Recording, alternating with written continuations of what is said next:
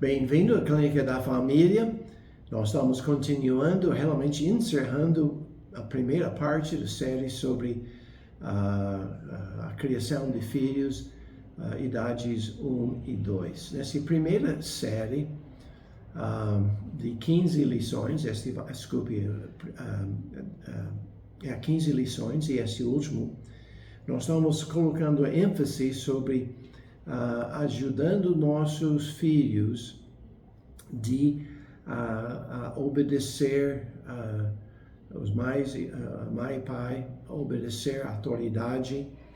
E nós demos uma série de lições, os primeiros 8 lições sobre isso como introdução, falando sobre a curiosidade, a mobilidade da criança e como nós precisamos guiar isso, as filosofias sobre disciplina. Nós falamos sobre a importância do amor e de ter uma rotina para nos ajudar. Também a gente falou sobre certos princípios básicos aqui. E a partir de lição 9, a gente começou a falar sobre o lado prático de como disciplinar nossos filhos. A gente falou sobre a importância de estabelecer limites. Nós falamos sobre como nós devemos ensinar a palavra não. Nós falamos sobre a significação de disciplina. Nós falamos sobre certas regras principais que governam isso. E em lição terceira, a gente começou a falar sobre a maneira principal da correção, da disciplina, que era o uso da repreensão e a vara. E usando esses dois itens, nós devemos ter a instrução primeiro. A criança deve saber o que ele deve e não deve fazer. Nós devemos ter advertência quando ele desobedece, que ele não segue a nossa instrução, dizendo: se você faz isso mais uma vez, vai apanhar. E o terceiro passo é a correção. O que a gente deve fazer? E este falando especificamente sobre o uso da vara. E a gente falou sobre isso, a importância da vara em lição 14. E no último lição a gente falou especificamente a ordem, como usar a vara sem quebrar a comunhão com o filho, como manter o coração dele, como não provocar ele a ira. E hoje nós vamos falar sobre outros métodos de correção, e daqui para frente, começando com o próximo lição, realmente a série, nós vamos aplicar esses princípios na prática. Nós vamos dividir sobre comportamento relacionado com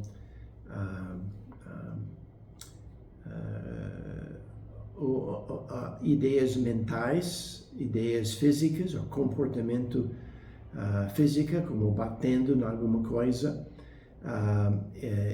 emocional, como sendo envergonhado. Nós vamos falar sobre a área social, como batendo na criança, etc. Nós vamos falar sobre como a gente pode usar nossos filhos individualmente. E a próxima vez nós vamos começar esta série.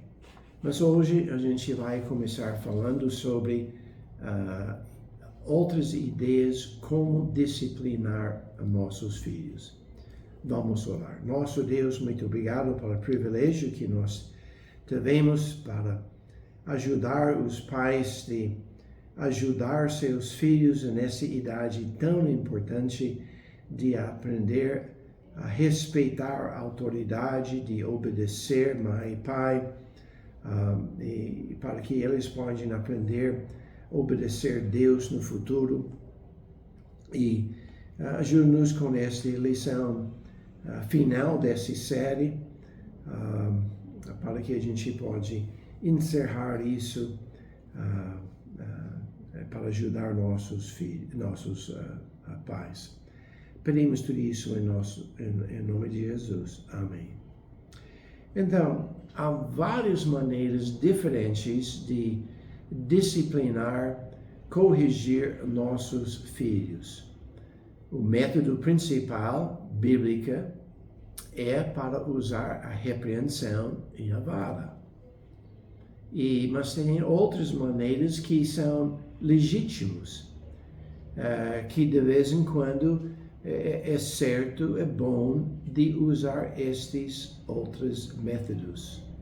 Alguns desses métodos, inclusive talvez a maior parte deles, o mundo vai dizer, não pode bater no seu filho, não pode usar vara, porque esse vai impedir eles crescer. E você deve usar isso e aquilo, etc, etc. Eu rejeito esta posição. Mas eu vejo que há maneiras legítimas, alternativas para ajudar nossos filhos a aprender a obedecer. Então, nós vamos falar sobre várias desses. A primeira é redirecionamento. Este é talvez o método principal daquelas pessoas que não gostam de usar a vara, ou até dizer não, não, não. Porque geralmente, quando a vara é usada, ou a palavra não é usada, não está feito com amor. Está feito com ira. Está feito sem explicação. E eu entendo este. Então, eles vão dizer que deve fazer de outro jeito. E tem lugar para esse. E endereçamento pode ser substituição. Então a criança está fazendo alguma coisa, está brincando com alguma coisa. A sua atenção está sobre alguma coisa. Então você vai substituir isso com outra atividade, outro objeto. Então, nada está errado com isso, mas tem uma certa fraqueza. Não ensina ele o controle de si mesmo, autocontrole. O outro que está bem ligado com isso é a distração. Em vez de abertamente substituir aquela ação, você vai chamar a atenção dele para outra atividade, outra coisa.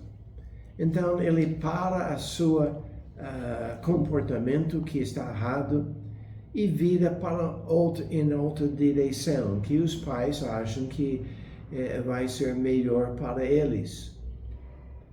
Nada está errado com isso em si, mas mais uma vez, não ajuda a criança de aprender autocontrole. Ele somente está mudando seus desejos. Ele gostava disso, agora gosta outra coisa. Mas eu não posso dizer que este método está errado. Então, o outro é isolamento. E em que a gente vai manter ele fora da vista social.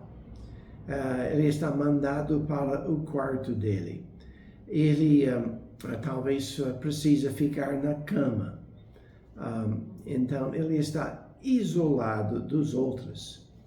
E pode ser situações em que talvez o mau comportamento com uma outra criança ou outro sibling, irmão, irmã, ele precisa ser excluído deste. E também nós temos a ideia de que é bem parecido com isso, com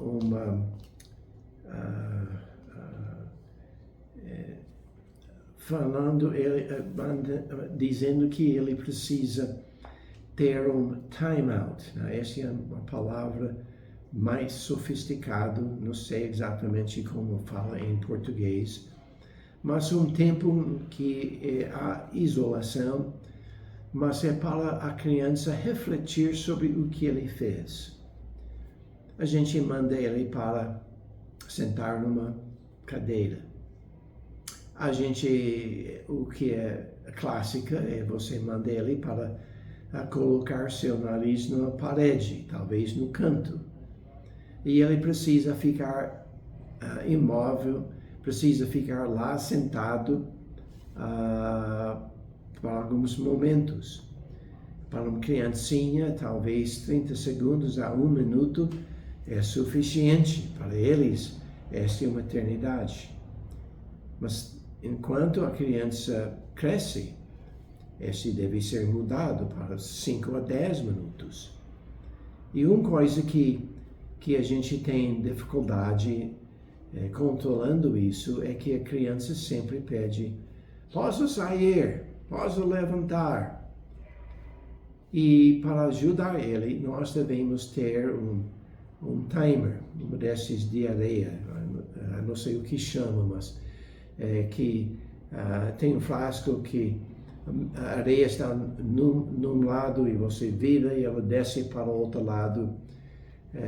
Tem de 2 minutos, tem de 5 minutos, etc. Compre uma destes e fala com seu filho: quando toda a areia desce para baixo, você pode sair. Então, este método legítimo, mas a gente deve ter a maneira de saber quando ele pode sair do seu castigo, do seu time-out, para, em vez de sempre estar perguntando: eu posso sair, posso levantar. Então, outra coisa é deixar as consequências naturais acontecer sem castigo. Quer dizer, a criança está desobedecendo, fazendo alguma coisa errada e tem uma consequência negativa. Você fala para a criança: para, e ele não para. E ele bate a cabeça na parede, ou ele cai e machuca-se. Então, ele causou este problema. Talvez você fala para ele não brincar com a cachorro, com seu bolacha ou sorvete, alguma coisa, está fingindo que quer dar para ele, e de repente ele come todo o seu sorvete. Ou você dá, a mãe fala: não dá a bolacha para o seu cachorro, e ele come. Então você não come, você não pode comer mais bolacha. Você deu para o cachorro. Seu sorvete sumiu, então você não consegue mais. Então, as consequências normais. Eu lembro a vez que eu fiz besteira, eu menti que eu estava doente, eu não queria ir para a igreja, eu menti que eu estava doente e para ficar em casa. Um dos meus irmãos mais velho ficou comigo, o restante da família foi para a igreja. E desde que eu não estava sentindo mal, a gente começou a brincar, uma coisa bobo. Meu irmão brincando estava correndo atrás de mim com uma faca. Imagina. Nós estávamos somente brincando. Ele pegou a faca assim, e quando ele fingia que ele me esfaquear, ele virava a mão e usou o dedão para me tocar nas costas. A gente correu para cá, para lá, eu estava rindo, ele estava divertindo-se, e eu subi, entrou no meu quarto, me lançou na cama, ele pulou em cima de mim, e ele fingia que ele ia me esfaquear, e quando ele estava virando a mão, eu joguei minha mão no ar, e ele me cortou feio aqui. Começou a sangrar. E a gente não sabia o que fazer. E como idiotas, a gente pegou uma jarra de água e eu coloquei minha mão dentro da jarra de água, porque eu não queria sangue em todo lugar. E eu percebi que aquela água estava tornando mais vermelho e mais vermelho. E eu pensei, eu sei o problema. Meu coração está mais alto do que a mão. Então eu deitei no chão e a gente colocou a jarra em cima da sofá. E graças a Deus, meus pais chegou da igreja antes que eu morri. E eu precisava levar, não sei, cinco pontos assim, mas eu nunca fui repreendido, eles não me castigou, eles acharam que as consequências eram suficientes. E eu aprendi uma grande lição naquele dia. Nunca finge que está doente para evitar indo para a igreja. Então, consequências naturais, a gente pode usar isso para uma lição para as crianças. Talvez perda de um privilégio por causa de fazer alguma coisa. Então você vai dizer, você não pode fazer isso. Talvez ele tenha um programa na televisão que você deixe ele assistir todas as noites, talvez. E agora, não, você não pode assistir. Talvez uma atividade que ele gosta, mas você diz, você não pode fazer isso. Mas há uma coisa que você nunca deve tirar dele. E este é indo para a igreja, uma atividade com a igreja. Só porque ele gosta de alguma coisa, não é razão para você tirar dele, principalmente quando é ligado com Deus, com a espiritualidade. As outras coisas, pode. Mas este é o método legítimo. Também a gente pode usar a ideia da preventivo da hora de soneca. Os pais vão perceber que muitas vezes durante o dia a criança fica agitado. E muitas vezes é porque ele está cansado e não percebe. Então deve ter a parte da rotina, todos os tardes, a criança dormir ou ir para a cama. A criança, quando ele cresce, ele percebe que ele não quer dormir. Ele não é tão cansado como antes, mas ainda precisa do descanso. E eu não quero dormir. Então, você não precisa dormir, só fecha seus olhos e fica quieto. E, em pouco tempo, eu chamo você. E em pouco tempo você verifica se ele está dormindo ou não. Geralmente já dormiu.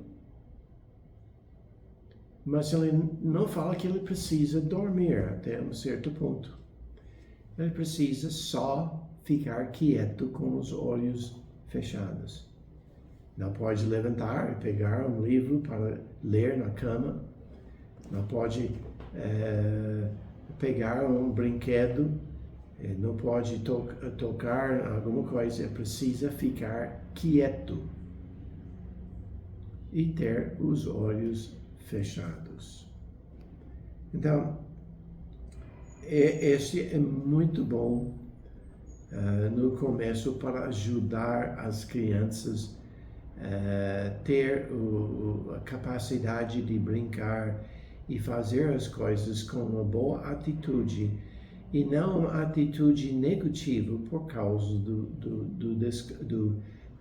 da necessidade de descanso. Eles devem tomar um soneca. E você vai sentir que chega tempo em que eles não precisam fazer este mais. Mas prolonga o tempo por mais tempo que pode. Porque este vai dar você alívio também para fazer certas coisas que você gostaria de fazer. Eu sei que há muitas outras possibilidades que a gente pode usar, mas nós devemos lembrar que o que é mais importante é o uso da repreensão e a vara. Mas essas coisas têm de ser usado com amor e paciência.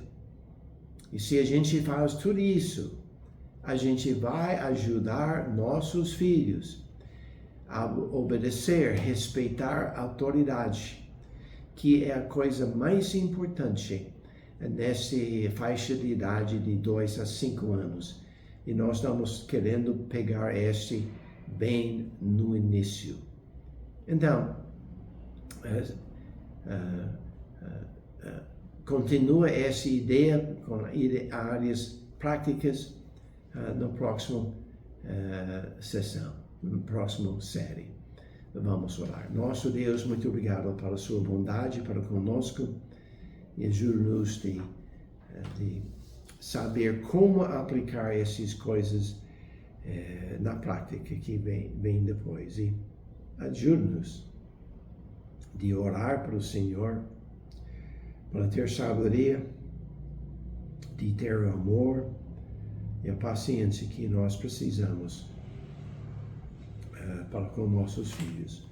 Pedimos tudo isso em nome de Jesus. Amém. Deus abençoe. Até a próxima vez. Tchau.